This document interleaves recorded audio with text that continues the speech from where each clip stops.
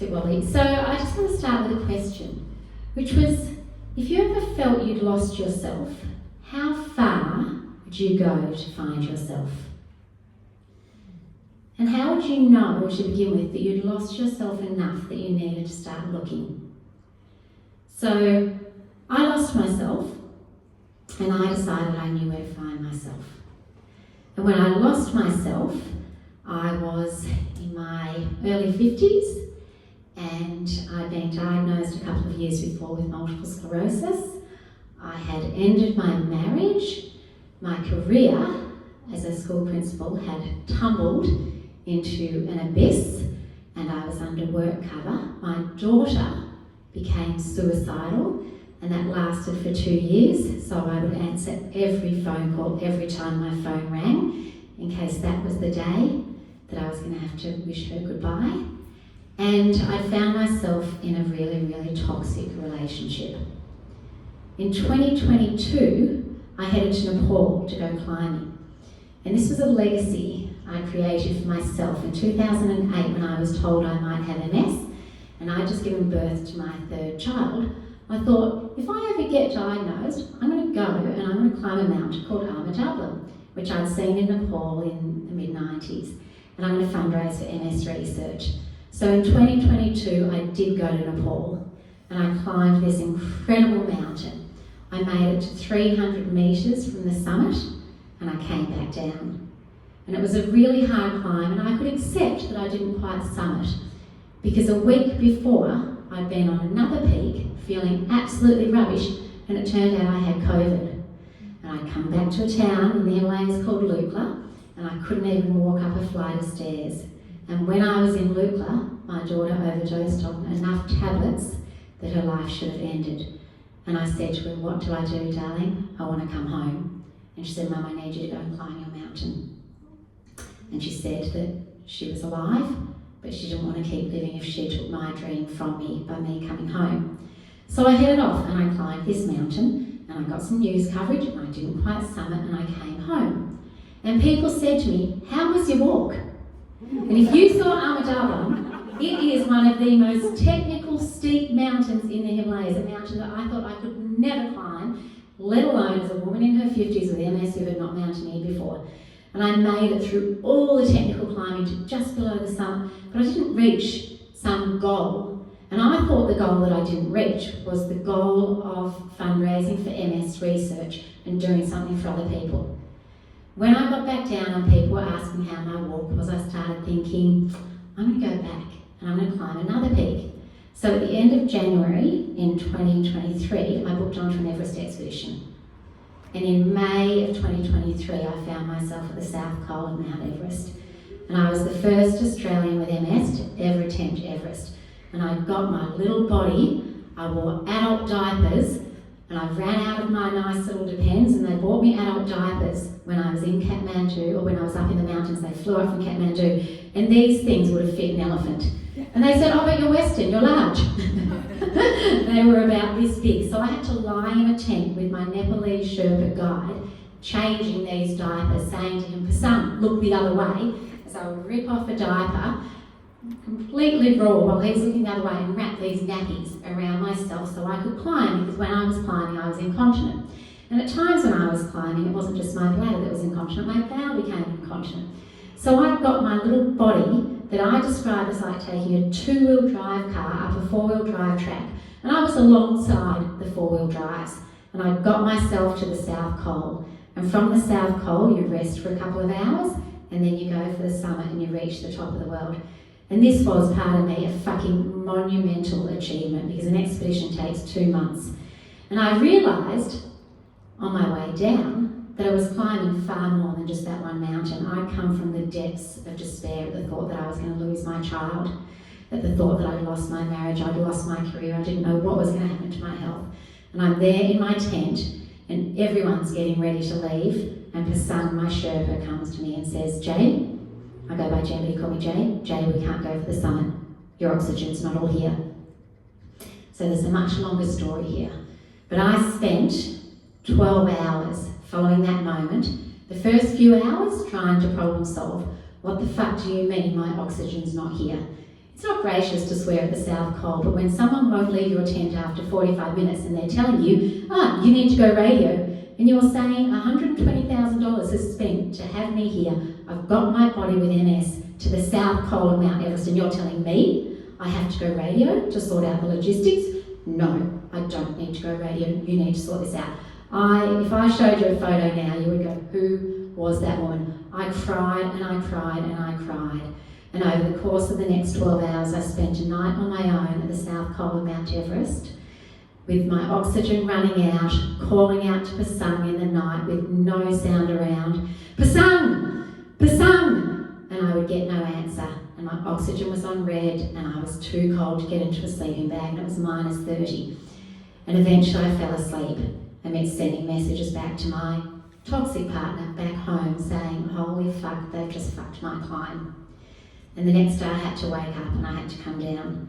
And it is not easy getting up that close to the top of the world, but coming down with a broken heart and having not slept at 8,000 metres and spent this harrowing night by yourself, when you're saying, I know there's a policy that you don't spend a night on your own at the South Col, and I've got MS and I'm here on my own all night. The last thing Pasang actually said to me before we went to bed, because he got grumpy, was, I'm leaving in the morning without you. In the morning you can find a new Sherpa. So that was my night, and I woke up and he did come down with me. And we came down through the mountain and we got back down through the Khumbu icefall, and that took about 4 days, and by the time I got off the mountain I was so exhausted. And over the next few months I tried to get answers as to what had gone wrong on this climb of mine, but I couldn't get those answers. And eventually I realised that I started trying to tell myself these stories as to why I was there to begin with and what it was that I was looking for. And I fell into this abyss, this sort of place of despair, and I was always the optimist. But from this place of despair, as I tried to find my way back up, I started to tell these stories. I was there because I wanted to raise awareness for MS. I was there because I wanted to inspire my children. I was there because I'd done a talk to students before I went about becoming your own hero, and I was heading out to become my own hero.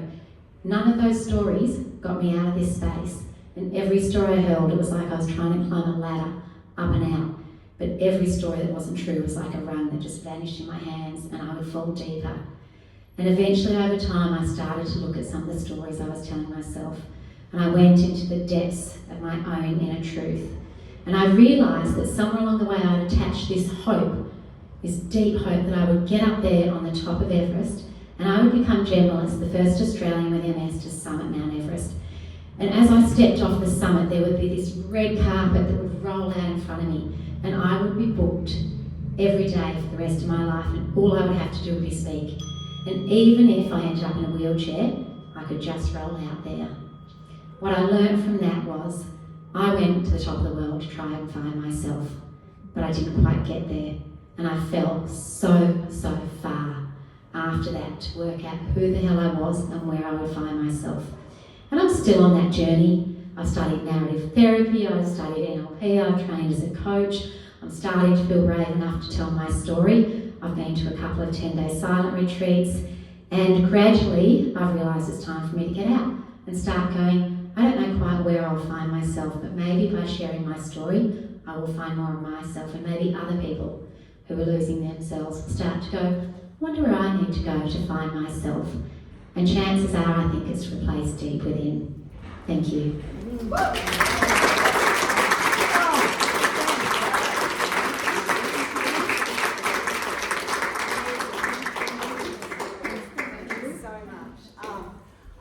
There's so much about your story that I'm kind of going, whoa, at that mountain I didn't quite make it. Oh, go climb another one.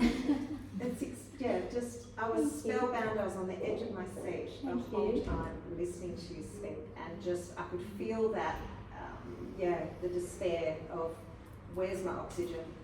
What do you mean? Just incredible. You told it so beautifully. Thank you. Thank you. Yeah. I'd love to invite your celebrations from the audience. Who would like to celebrate Jen on her story, acknowledge her amazing courage? Just pop your hand up when you. I think that's the thing, is your enormous courage, not only in the physical, but actually just the bigger area of courage And good luck on your journey. Thank you. Thank you. I think we're all speechless because we are just amazed at what you've been able to achieve, and anything that we say is probably going to be like incidental to what you've been doing. Really, it's just extraordinary. I congratulate you wholeheartedly. Thank you. Yeah. Can you give me some of that? I'll bottle it up and do it interest free. Yeah. Congratulations. Thank you. Thanks, Denise. I've got another one behind Daniela. Yeah. I'm not sure how you feel now on the inside, but I think from all of us from the outside looking at you and our perception of you, you look like you found yourself, you look whole, you look complete. And my dream is for you to feel that on the inside too. Thank you. And I'll just say, look, I'm getting pretty close, and I've started to find myself through stand-up comedy. So if you want to come onto the Vineyard in St Kilda tomorrow night, I'm doing stand-up there, so... Amazing, amazing. See, I think that's far more courageous than climbing out. Telling this real story makes me shake. Climbing out and doing stand-up doesn't. But yeah, I'm like, it's interesting, isn't it? Yeah, it's Personal the heart. story, yeah. Letting out the vulnerability. It's fun. Yeah, no, I was going to go along with what the girls have said, but I just think your vulnerability and your rawness, and I was sitting and just like feeling like every part of your story, and I think as you share it, like all of us were feeling it. Thank Yeah, you. yeah, and yeah, That means a lot to me. It means a lot to me to know that, yeah. touch you in some But for you to just continue in that wholeness that you desire, and as you keep sharing, because there's, that you wouldn't find wholeness, and that you wouldn't think that you were whole. My God. It's amazing, isn't it, how we perceive ourselves one way, that the world sees us quite differently. Yeah, because we're all searching. Yeah. We're all searching. My gosh, I have trouble walking around the hills of where I live, and and I don't mean that lightly. Yeah. Thank you. Yeah. Sure. Because I'm never going to stop thinking about it. Is your daughter okay? Yes, she is. She had to leave her university degree, and she spent 2 years doing dialectic behaviour therapy. And I flew up for her graduation from that, and that was her gift into, she's the most beautiful, empathetic, wonderful young woman in the world, and a gift that she never knew what her special gift was, and I was like, her gift is being there for other people, and yeah, she is. Thank you. Wonderful. Yeah.